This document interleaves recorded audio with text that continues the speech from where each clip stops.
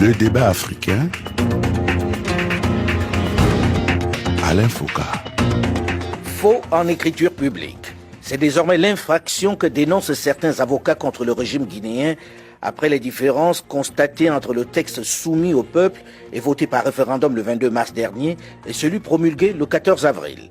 L'arrêt rendu par la Cour constitutionnelle jugeant la requête introduite par le président de l'Assemblée nationale irrecevable n'a pas clos le débat sur ce que les juristes appellent la falsification de la Constitution du 22 mars. Sujet qui a désormais manifestement pris le dessus sur la question même de ce tripatouillage de la Constitution qui offre l'opportunité au président Alpha Condé de briguer un troisième mandat. Comment sortir de cet imbroglio politico-judiciaire? Y a-t-il eu falsification de la Constitution? A-t-on le droit de retoucher le texte qui a été soumis et voté à référendum par le peuple? Que prévoit la loi dans ce cas? Quels sont les recours possibles pour ceux qui dénoncent désormais une délinquance juridique? Bonjour à tous et bienvenue dans le débat africain consacré ce dimanche à la modification de la Constitution en Guinée.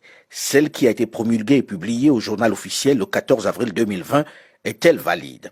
Avec plusieurs invités en direct dans plusieurs capitales. D'abord, Maître Pépé Antoine Lama, avocat au barreau de Guinée. Maître Pépé Antoine Lama est celui qui a lancé l'alerte quant à la modification de la Constitution qu'il qualifie de falsifiée. Bonjour Maître Pépé Antoine Lama. Bonjour Monsieur Alain Foucault. Notre second invité est le député Souleymane Keita, le porte-parole de la campagne référendaire et législative. Monsieur Souleymane Keita, ancien conseiller chargé des missions du président Alpha Condé, est le coordinateur de la cellule de communication de la direction nationale du RPG Arc-en-Ciel, le parti au pouvoir. Bonjour Monsieur Souleymane Keita. Bonjour, monsieur Alain Foucault. Je précise que je fais partie du porte-parole et la coordinatrice est honorable Domani. Très bien. Notre troisième invité est monsieur Aliou Ba, membre du FNDC, le Front National pour la Défense de la Constitution, un regroupement civique qui a initié une série de manifestations depuis le 14 octobre 2019 en Guinée pour protester contre la modification ou l'adoption d'une nouvelle constitution qui conduirait le président Alpha Condé à un troisième mandat présidentiel. Bonjour monsieur Aliou Ba. Bonjour, monsieur Alain Foucault. Maître Cheikh Sako, notre quatrième invité, est avocat. Il est l'ancien ministre de la Justice qui a démissionné en mai 2019 du gouvernement guinéen, expliquant sa décision, son départ, par son opposition à la révision constitutionnelle envisagée par le chef de l'État, se plaignant de n'avoir pas été associé à la rédaction de la nouvelle constitution malgré sa qualité de garde des Sceaux. Il vit désormais à Montpellier, dans le sud de la France. Bonjour, Maître Cheikh Sako. Bonjour Monsieur Foucault. Notre dernier invité est en direct de Dakar au Sénégal, Dr Ousmane Kouma, enseignant-chercheur, maître de conférence à la faculté des sciences juridiques de l'université Cheikh Anta Diop de Dakar. Bonjour Dr Ousmane Kouma. Bonjour Monsieur Foucault. Alors voilà pour notre plateau. Monsieur Souleymane Keita, j'ai envie de me tourner vers vous. J'ai sous les yeux le texte de la Constitution tel qu'il a été soumis à référendum, mais aussi celui qui a ensuite été promulgué le 6 avril dernier et publié ensuite au journal officiel. Il y a pas mal de changements, j'en ai compté une vingtaine. Est-ce normal, est-ce légal d'intervenir, de retoucher ainsi un document qui a été soumis à référendum? Pourquoi l'avoir retouché ainsi? Merci, monsieur Foucault. Je voudrais préciser d'abord que vous avez sous vos yeux, comme vous le dites, la Constitution qui a été soumise au référendum le 22 mars. Moi, je suis un peu étonné parce que avant le référendum du 22 mars, plusieurs textes constitutionnels avaient circulé à Conakry, bien avant même que le président n'ait pris l'acte solennel pour s'engager dans la voie du référendum. Donc, nous pensons qu'il y a eu effectivement ces projets qui ont circulé et les gens ont eu la possibilité de s'exprimer là-dessus. Beaucoup d'acteurs politiques et sociaux ont eu la possibilité de dire, d'apporter des amendements, mais la dernière mouture de la Constitution, je pense que seule la Cour constitutionnelle peut se prévaloir de la détenir. Mais alors, qu'est-ce qu'on a alors soumis à référendum si le texte n'est pas publié, si les personnes qui vont voter n'ont pas lu le texte? Sur quoi ils ont voté alors? Il vous souviendra que dernièrement, à l'Assemblée nationale, nous avons décidé d'introduire des recours au niveau de la Cour constitutionnelle pour demander la clarification autour de ces sujets. C'est possible, nous avons affaire à une opposition qui malheureusement excelle dans la désinformation. Vous comprendrez qu'à dessein, on peut faire circuler les textes, bien sûr, pour salir simplement le régime en place. La Cour constitutionnelle a été très claire dans son arrêt. La Constitution qui a été publiée dans le journal officiel le 14 avril est bien celle qui a été soumise au référendum. Maintenant, celui qui a la preuve contraire, il est important qu'il nous dise, bien entendu, il tient le texte d'écrit. Vous savez, dans le travail préparatoire, comme je l'ai dit, il y a eu plusieurs documents. Il y a eu plusieurs documents, mais il fallait bien en soumettre un au peuple pour qu'il vote. Maître Pépé Antoine Lama, vous êtes celui qui avait lancé l'alerte quant à la modification de la Constitution que vous qualifiez de falsifiée. Lorsque vous écoutez ceci, on vous dit, celui que vous avez en main n'est peut-être pas le bon texte. Que dites-vous à cela? Écoutez, la question doit être toute simple. C'est quoi la dernière mouture qui a été soumise au référendum? Et là, je renvoie mon frère Souleymane Keita aux dispositions de l'article 8 de l'ordonnance numéro 1 portant référendum. Et cet article est clair. Le projet de constitution est soumis et doit être publié autant pour moi au journal officiel et largement diffusé dans les médias publics. Et avant le référendum du 22 mars 2020, le seul projet qui a été publié au journal officiel, c'est bien ce document qui comporte 157 articles. C'est bien ce projet qui a consacré la candidature indépendante et c'est bien ce projet, n'est-ce pas, qui confère en son article 109, n'est-ce pas, à l'association des magistrats de Guinée le pouvoir de désigner les 2 magistrats qui doivent siéger à la Cour constitutionnelle. Et ce document est totalement différent du texte qui a été publié au journal officiel le 14 avril 2020 comme étant nouvelle constitution de la République de Guinée. Alors vous allez excuser mon ignorance, je ne suis pas un spécialiste des constitutions et dans ce domaine juridique. Celui qu'on soumet au peuple à référendum, il le connaît, non? Il vote sur quelque chose de bien précis, non? Oui, tout à fait. Et c'est un secret de polichinelle ici que le document publié au numéro spécial du journal officiel en janvier, qui a été diffusé largement dans les médias publics, utilisé par les promoteurs de la nouvelle constitution sur toute l'étendue du territoire national. Ce n'est pas un document fabriqué par un opposant, c'est un document officiel qui est sorti, n'est-ce pas, du secrétariat général du gouvernement. J'ai même M. Souleymane Keita au défi de me prouver que le texte qui a été publié comme étant la nouvelle constitution de la République de Guinée a été publié avant le référendum du 22 mars. Oui, mais dans le même temps, M. Souleymane Keita vous dit il y a eu des modifications avant le référendum, il y a eu un travail, que celui peut-être que vous avez est celui du travail préparatoire, qu'il y a eu des amendements entre-temps. Que dites-vous à cela? Oui, mais écoutez, on peut dire qu'il y a eu plusieurs montures, il y a eu des travaux, des documents préparatoires, ainsi de suite, mais il y a au moins un document qui a été soumis au peuple. Qui a été soumis au peuple. Ce document était connu. Docteur Ousmane Kouma, sur le plan du droit, lorsqu'on dit qu'on va soumettre un texte à référendum au peuple, comment ça se passe exactement et est-ce qu'on peut le retoucher? Merci, M. Foucault. La situation est assez ubuesque et assez inédite. Ne tournons pas autour du pot. Vous-même, vous avez fait la comparaison entre le texte soumis à référendum, donc qui est rendu public, bien évidemment, et la constitution définitive promulguée et publiée. Je veux dire, c'est un minimum de transparence et de sécurité juridique. Quand on appelle le peuple à se prononcer directement pour adopter la charte fondamentale, un texte aussi solennel que la Constitution, bien évidemment que le texte qui lui est soumis est rendu public. Alors, vous avez effectué la comparaison entre ce premier texte et la Constitution définitive publiée, vous avez relevé 20 changements. C'est assez ubuesque, c'est assez inédit, c'est assez grave qu'on note quand même des différences de dispositions entre un texte soumis au peuple et un texte définitif. Et la situation est tellement grave qu'on ne trouve pas de qualification juridique, parce que c'est inédit, c'est unique dans l'histoire.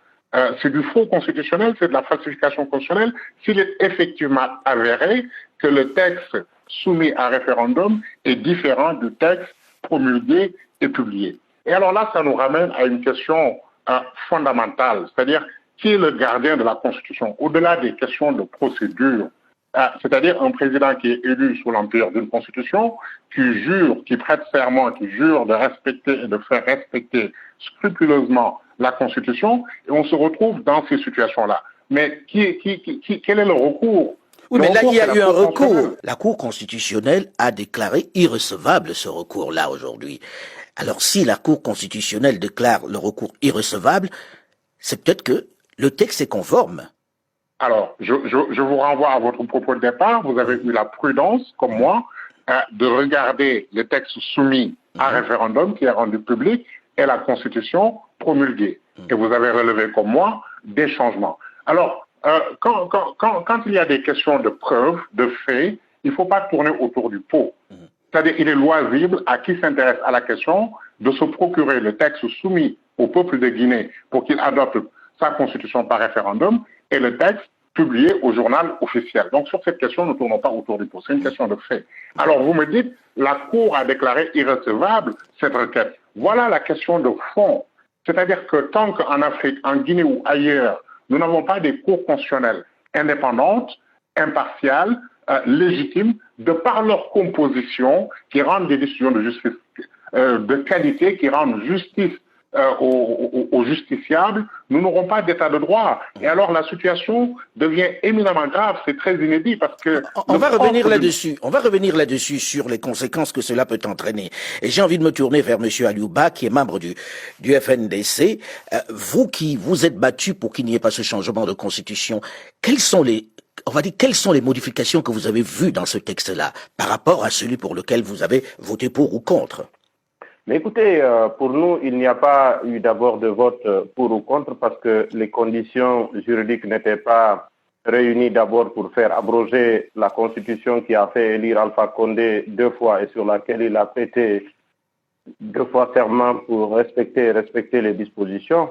En soi, c'est déjà un putsch constitutionnel parce qu'il n'avait pas l'habilitation de le faire.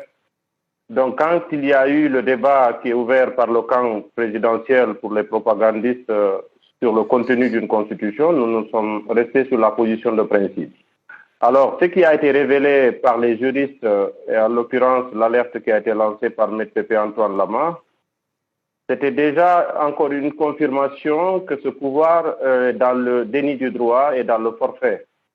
Je pense que... Mais est-ce que vous aviez vu ces modifications, puisque même si vous avez lutté pour qu'il n'y ait pas ces élections, elles ont eu lieu, ce vote a eu lieu, est-ce que vous aviez lu le texte initial et celui qui a été promulgué, finalement? Non, mais à partir du moment où la cohérence nous imposait dans notre lutte de ne pas admettre qu'il était possible d'abroger la Constitution et de la faire remplacer, pour des raisons politiques et des raisons de cohérence et même des raisons d'éthique. Nous n'avions pas à promouvoir une constitution qui, en soi, n'avait pas de raison d'exister. Donc, mais les juristes, on l'a eu, ils ont la liberté de voir les choses comme ça leur convient et c'est bien en soi. Parce que le fait d'avoir révélé ça, c'est une fois de plus, c'est pour montrer que ce pouvoir est dans le forfait, c'est du banditisme systématiquement. On veut nous imposer une dictature en utilisant les moyens les plus détestables qui puissent exister. Et ce qui est grave, c'est quand ça vient d'un homme qui prétend être professeur de droit, en l'occurrence Alpha Condé, qui prétend avoir mené un combat pour la démocratie et l'alternance. Mais c'est pour ça qu'on se dit, en tant que juriste, il ne peut pas commettre ce type d'erreur-là. On se dit que peut-être qu'il y a quelque chose qu'on n'a pas dû comprendre.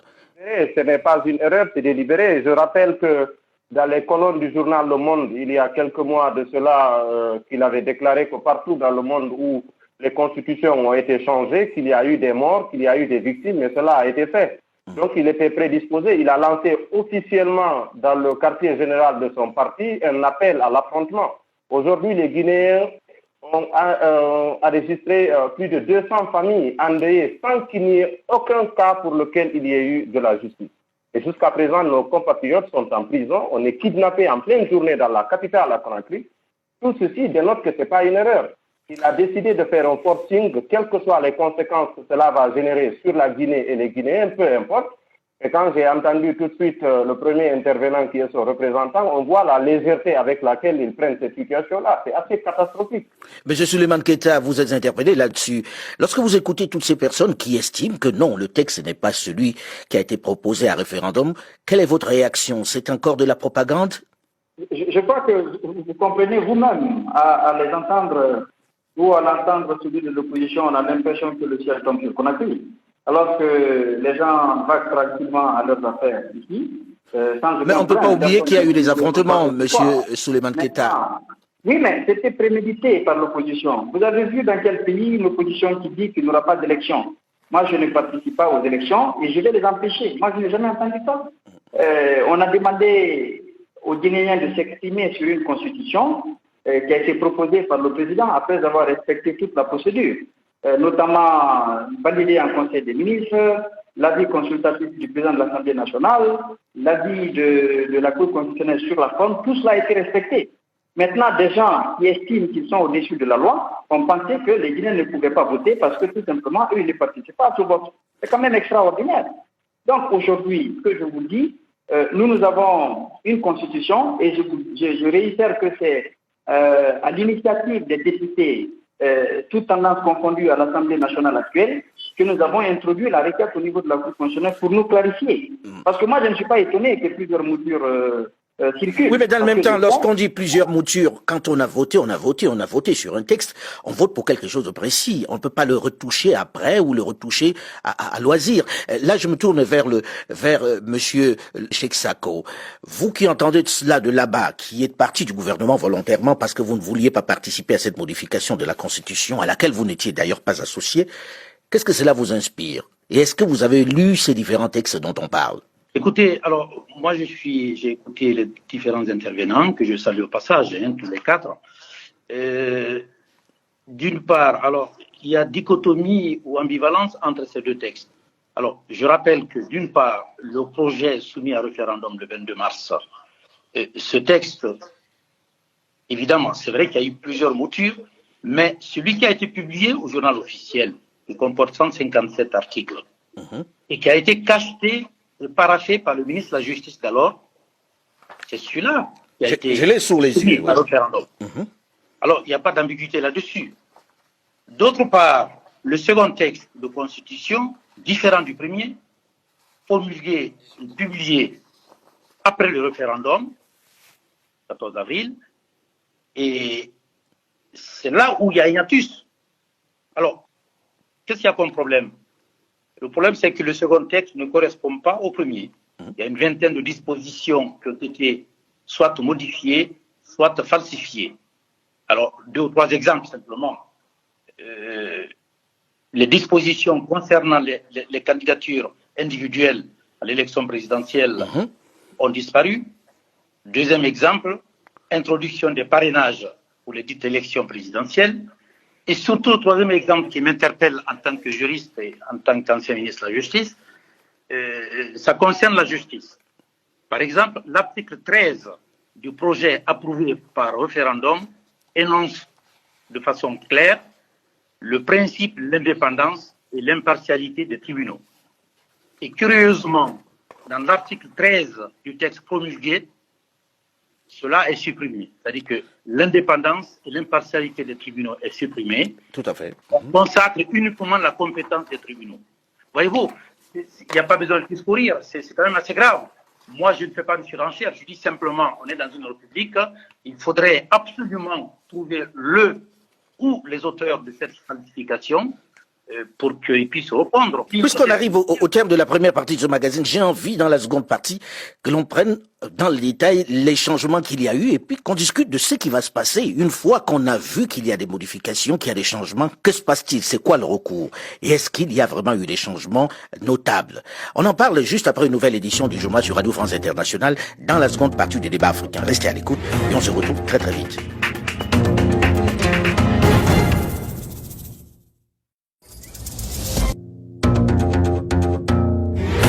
Le débat africain, Alain Foucault. Le 6 avril dernier était promulgué le texte constitutionnel permettant, entre autres, au président Alpha Condé de briguer un troisième mandat. Seulement, le texte final publié au journal officiel le 14 avril comportait des différences avec l'original soumis à référendum. Ce qui a évidemment relancé de plus belle le débat sur la validité de cette constitution. Et un peu plus sur le terrain juridique maintenant. Bien que le Conseil constitutionnel ait jugé irrecevable la requête introduite par certains acteurs politiques et quelques juristes, le sujet est loin d'être clos à Conakry qui a saisi la CEDEAO, la Communauté économique des États de l'Afrique de l'Ouest, afin qu'elle se prononce sur ce qu'il considère comme une infraction de faux en écriture du président Alpha Condé. Cette constitution, dont certains termes et articles ont été retouchés, est-elle valide? Peut-on parler de falsification ou de faux en écriture? Dans ce cas, quelle est la constitution qui s'applique? Bonjour et bienvenue à tous ceux qui nous rejoignent seulement maintenant dans la seconde partie du débat africain consacré ce dimanche à la modification de la constitution en Guinée. Plusieurs invités au téléphone pour en débattre. D'abord, Maître Pépé Antoine Lama, avocat au barreau de Guinée. Maître Pépé Antoine Lama est celui qui a lancé l'alerte quant à la modification de la constitution qu'il a qualifiée de falsifiée. Notre second invité est le député Souleymane Keita, le porte-parole de la campagne référendaire et législative. Souleymane Keita, ancien conseiller chargé de mission du président Alpha Condé, est le coordinateur de la cellule de communication de la direction nationale du RPG Arc-en-Ciel, le parti au pouvoir. Notre troisième invité est M. Aliouba, membre du FNDC, le Front National pour la Défense de la Constitution, un regroupement civique qui a initié une série de manifestations depuis le 14 octobre 2019 en Guinée pour protester contre la modification ou l'adoption d'une nouvelle constitution qui conduirait le président Alpha Condé à un troisième mandat présidentiel. Cheikh Sako, notre quatrième invité, est l'ancien ministre de la Justice qui a démissionné en mai dernier du gouvernement, expliquant sa décision par son opposition à la révision constitutionnelle envisagée par le chef de l'État, se plaignant de n'avoir pas été associé à la rédaction de cette nouvelle constitution malgré sa qualité de garde des Sceaux. Il vit à Montpellier dans le sud de la France. Notre dernier invité est en direct de Dakar au Sénégal, Dr Ousmane Kouma, enseignant-chercheur, maître de conférence à la faculté des sciences juridiques de l'université Cheikh Anta Diop de Dakar au Sénégal. Alors dans la première partie de ce magazine, on a vu que personne n'est d'accord sur le fait qu'on puisse modifier cette constitution. Et M. Souleymane Keita, le député, dit on n'a rien modifié, vous avez peut-être pas la bonne mouture. Maître Pépé Antoine Lama, qu'est-ce qui a été modifié dans cette version promulguée? Lorsque vous faites une lecture conjointe des deux textes, je veux parler du document publié au journal officiel avant le référendum et du document publié le 14 avril 2020 comme étant la nouvelle constitution de la République de Guinée, vous verrez qu'il y a eu des modifications substantielles de 21 articles. Je veux citer les articles 13, 31, 37, 39, 42, 43, 47, 68, 71, 76, 77... Il y en a un sacré nombre, on va pas aller jusqu'au bout. Mais laquelle est la plus importante et qu'est-ce qui vous dérange dans ces changements-là? Beaucoup de changements dérangent dans cette histoire. Parce que vous ne pouvez pas soumettre un texte au référendum et venir après sortir un autre qui est différent de ce que vous avez soumis au référendum. Pendant la campagne pour l'adoption de la nouvelle constitution, les promoteurs de la nouvelle constitution s'est tapé la poitrine pour dire au peuple de Guinée que nous avons eu, n'est-ce pas, le privilège d'instituer désormais une candidature indépendante. On n'aura plus besoin de se présenter sous la bannière d'un parti politique pour participer aux élections présidentielles. Par cet argument, ils ont réussi à emporter, n'est-ce pas, certaines organisations de la société civile qui ont cru en cet argument parce que c'était déjà consacré à l'article 42 du projet qui était soumis au référendum. Ils ont battu campagne et on est allé aux élections. Après la proclamation des résultats, on se retrouve avec un texte différent du document soumis au référendum du 22 mars. Mais quel est le but en changeant ce texte, par exemple? Bon, écoutez, heureusement que Souleymane Keita est de l'autre côté du fil, il est bien placé pour répondre à cette question. Mais lorsque vous faites une analyse de ces changements, vous verrez une volonté, n'est-ce pas, de ces faussaires de recentraliser les pouvoirs de nomination, notamment des membres de la Cour constitutionnelle. Vous voyez, dans le projet, il était dit que les deux magistrats qui devraient être désignés par l'association des magistrats de Guinée devraient être par cette association. Mais dans le document publié au journal officiel, au lieu que ce soit l'association des magistrats de Guinée qui désigne, c'est désormais le Conseil supérieur de la magistrature. Et le Conseil supérieur de la magistrature est présidé par le président de la République. Donc le président de la République en plus de désigner 3 membres, a désormais le privilège, en président le Conseil supérieur de la magistrature, n'est-ce pas, d'ajouter un 4e membre. D'ajouter un 4e membre. Maître Cheikh Sako, ces modifications, vous les avez notées aussi. Lesquelles sont les plus fortes, d'après vous, et quel est le but en changeant cela? Qu'est-ce que ça modifie réellement dans l'esprit de la Constitution? Écoutez, moi j'ai été profondément choqué par ces modifications intervenues.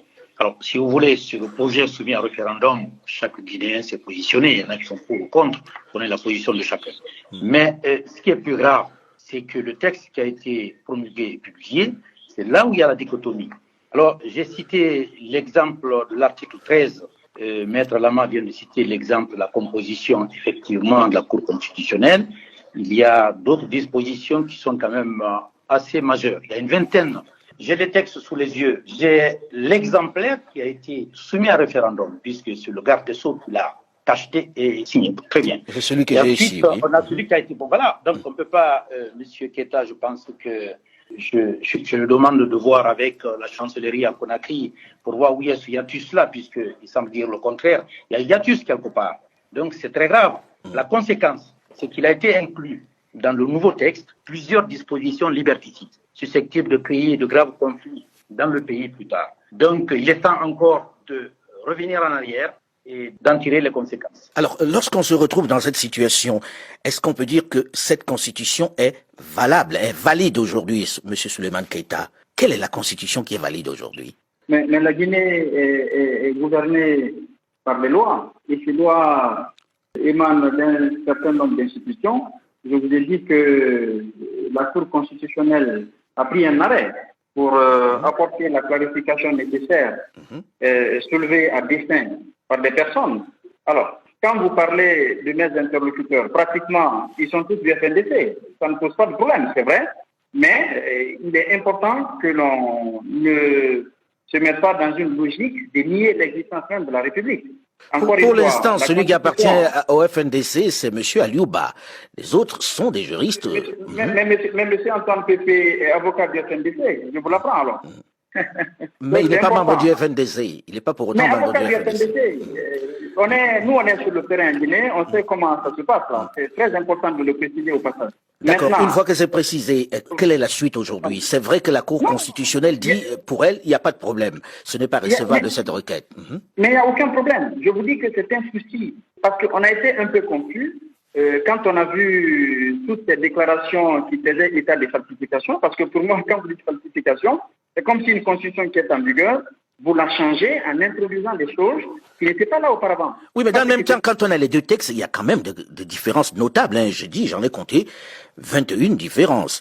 Comment l'expliquer concrètement? Les deux textes dont on parle, quelque part, il y a une volonté de nuire, simplement. À ce que je sache, la Cour constitutionnelle étant l'institution en matière juridique la plus élevée dans notre pays, s'est prononcée là-dessus. Et c'est une institution indépendante, tout le monde le sait. C'est pas parce qu'on ne dit pas ce que l'opposition veut entendre qu'on va mettre en doute. Oui, mais c'est ça, non. Il ne faut pas qu'on rentre dans ce jeu. C'est-à-dire, c'est pas parce que la Cour constitutionnelle ne dit pas ce que l'opposition et les membres du FNDC veulent entendre qu'elle n'est pas crédible. Non.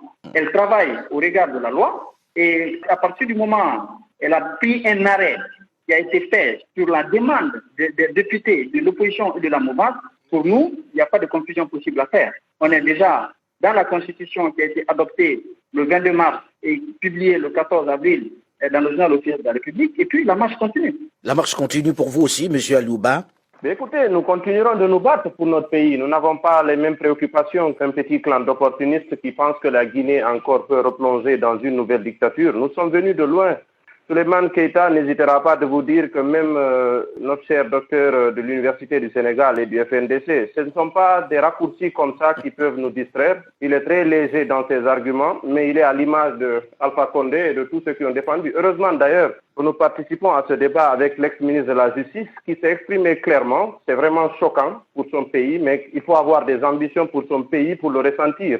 Il faut s'inquiéter surtout des conséquences politiques, sécuritaires et en termes de stabilité pour son pays pour se faire un souci. Mais quand vous avez des gens qui ne sont aveuglés, obsédés que par l'idée de rester au pouvoir pour piller les ressources de la Guinée et profiter de cela et encore replonger la nouvelle génération dans un autre chaos politique qui va remettre en cause l'avenir de notre pays. Et je dirais qu'il faut faire très attention. Nous sommes dans une sous-région très fragile. Nous aurions voulu que la Guinée, à partir du moment où en 2010, un civil dit opposant a été élu, qu'on ait tourné la page de la dictature et que Alpha Condé, qui recommandait même des méthodes violentes contre les chefs d'État qui refusent le principe de l'alternance, c'est lui aujourd'hui qui est dans la logique de la confiscation du pouvoir. Il n'y a pas de légalité dans la procédure, c'est un déni du droit. Moi, je ne reviendrai pas sur ce que les juristes, les éminents juristes ont dit tout à l'heure.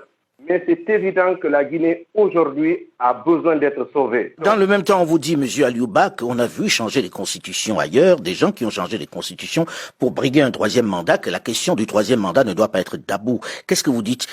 C'est bien possible que l'on puisse modifier une constitution? Non, il ne s'agit pas de cela.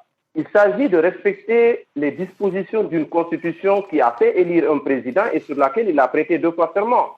Il ne s'agit pas de faire une comparaison absolue entre les constitutions. S'il y a un pays où la constitution autorise un nombre de mandats illimité, ça peut exister. Mais Alpha Condé lui-même a prêté serment sur une constitution qui lui interdit de faire plus de 2 mandats. Raison pour laquelle il a fait une démarche de forfaiture pour la faire abroger et la faire remplacer par un texte qui lui donne tous les pouvoirs afin de s'imposer comme étant un dictateur à la République de Guinée. C'est de ça qu'il s'agit. Ce n'est pas une question de personne, c'est une question de principe. Et je pense que le serment étant sacré, l'homme aurait dû penser à son honneur et au combat qu'il prétend avoir mené et quelle image il veut que l'histoire retienne de lui. Ça, c'est extrêmement important. Docteur Ousmane Kouma, face à ce point de droit, maintenant que la Cour constitutionnelle a déclaré la requête non recevable, quelles sont les autres voies de recours?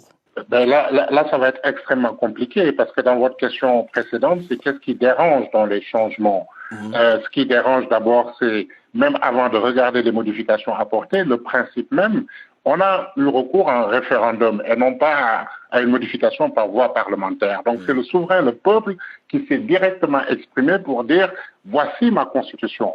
Il se trouve qu'on apporte des modifications qui touchent sur les candidatures indépendantes, sur l'impartialité de la justice, etc. Dans d'autres matières qu'en droit constitutionnel, parce que ça, je vous le répète encore une fois que c'est inédit en droit constitutionnel, c'est une première dans l'histoire, le juge aurait juste dit que c'est nul et de nul effet. Un texte qui a été adopté par référendum, une autre mouture qui est différente, et le juge dit que la requête est irrecevable.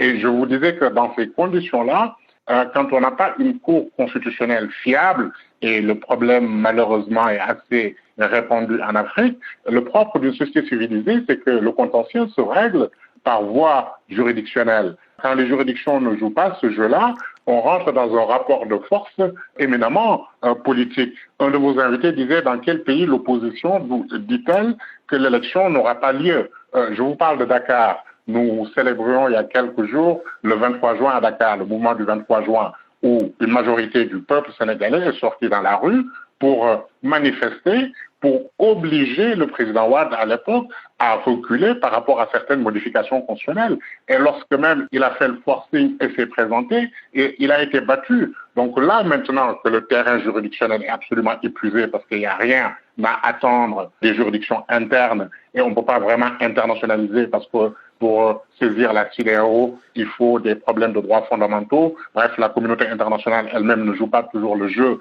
parce que privilégie la stabilité des régimes au détriment du respect des constitutions. Donc c'est cette banalisation de la Constitution-là qui pose véritablement un problème. La Constitution fixe à la fois le statut du pouvoir de l'État, mais aussi les droits fondamentaux des citoyens. Déjà, il y avait polémique, une vraie discussion sur ce troisième mandat. Maintenant, on passe carrément à un autre niveau inqualifiable, qui est que même à ce niveau-là de forfaiture, on continue quand même.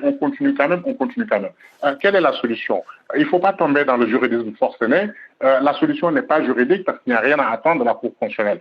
C'est maintenant, d'un point de vue politique, la stratégie de l'opposition de ne pas aller dans le boycott. Mais là, dans l'immédiat, personne n'a envie de voir s'embraser à nouveau la Guinée. Tout le monde voudrait que ça se passe dans le plus grand calme. Alors, je me tourne vers l'ancien ministre de la Justice, Maître Cheikh Sako. C'est quoi la suite? Qu'est-ce qui peut être fait pour qu'il n'y ait pas de violence, mais que les règles de droit soient respectées? Écoutez, M. Foucault, moi, sur l'arrêt de la Cour constitutionnelle, c'est vrai que cet arrêt est assez curieux, et ça se passe aux commentaires.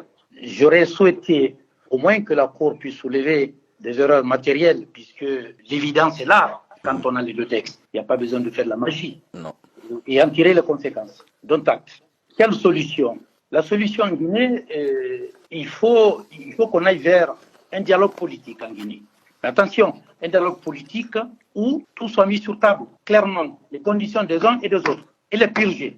Sinon, on s'achemine vers des... Mais est-ce que ça, c'est une solution envisageable aujourd'hui? Est-ce que vous qui connaissez l'environnement politique, social guinéen, c'est envisageable que l'on s'asseye aujourd'hui pour discuter?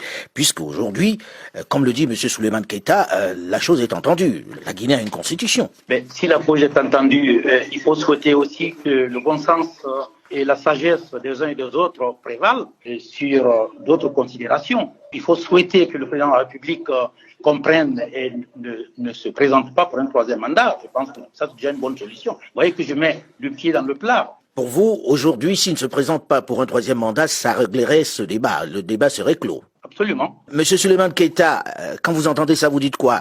Est-ce que le président va se présenter? On entend déjà qu'il va se présenter. Est-ce que vous pensez qu'on peut s'asseoir pour discuter de tout ceci?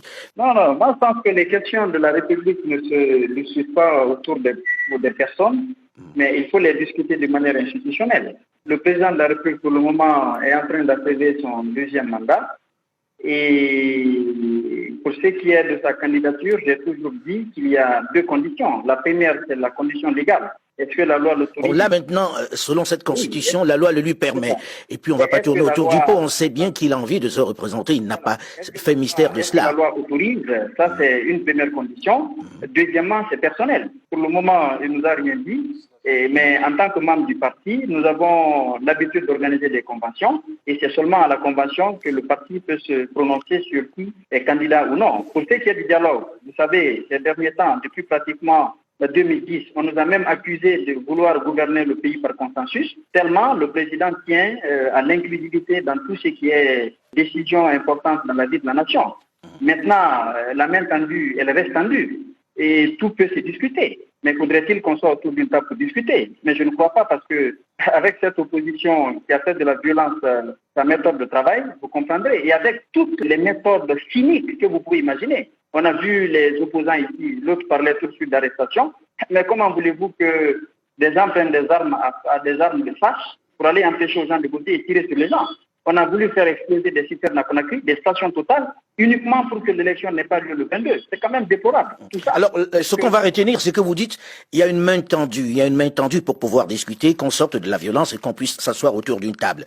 Maître Pépé Antoine Lama, cette main tendue, vous l'entendez? Bon, écoutez, je laisse aux politiques répondre à cette question. Alors, on va tout poser la question rapidement à M. Aliouba. Est-ce que cette main tendue, vous l'acceptez? Écoutez, il n'y a pas d'intendu parce qu'il n'y a aucune sincérité en ce qui se dit. D'ailleurs, c'est dans un bout de phrase qu'Alpha Condé parle de dialogue. Il n'inspire confiance en personne. En plus, c'est une question de principe. Pour nous, la question de sa candidature ne doit pas se poser. L'ancien ministre de la Justice vient de le dire dans ce sens-là. Il ne s'agit pas de parler de dialogue. Dans un pays d'ailleurs où on parle que de dialogue, ça veut dire que les lois ne sont pas respectées. Alors quand j'entends Souleymane Keita, c'est assez triste de mentir à un tel niveau, parce qu'on sait aujourd'hui que nous avons plus de 200 de nos compatriotes qui ont été massacrés dans ce pays. Il y a eu beaucoup de personnes qui sont kidnappées. Je ne parle même pas d'arrestation parce que ça n'obéit à aucune règle du droit. Tous ceux-là, ils sont indifférents, ils sont assis sur des cadavres. C'est eux aujourd'hui qui prétendent nous donner des leçons de violence, étant donné que nous sommes victimes de la violence d'État. Malheureusement, on arrive au terme de cette émission. On a du mal à pouvoir vous mettre d'accord sur la question. On espère que nous n'aurons pas à déplorer d'autres victimes dans cette bataille et que vous vous retrouverez autour d'une table pour discuter de cette constitution, parce que c'est vrai, il y a des différences notables entre ce qui a été soumis à référendum et ce qui a été finalement promulgué. Merci à vous en tout cas, messieurs, d'avoir accepté de venir débattre ici. Le débat africain s'est terminé pour aujourd'hui. Delphine Michaud, Olivier Raoul et Alain Foka, nous vous donnons quant à nous rendez-vous la semaine prochaine, même heure, même fréquence. Dans un instant, une nouvelle édition du journal sur Radio France Internationale.